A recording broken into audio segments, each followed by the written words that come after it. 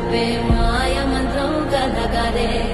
చంటోళ్లను భయపెట్టే భూచోడి కథ కదే తాత ముత్తాతమ్మల భూతాల కథ కదే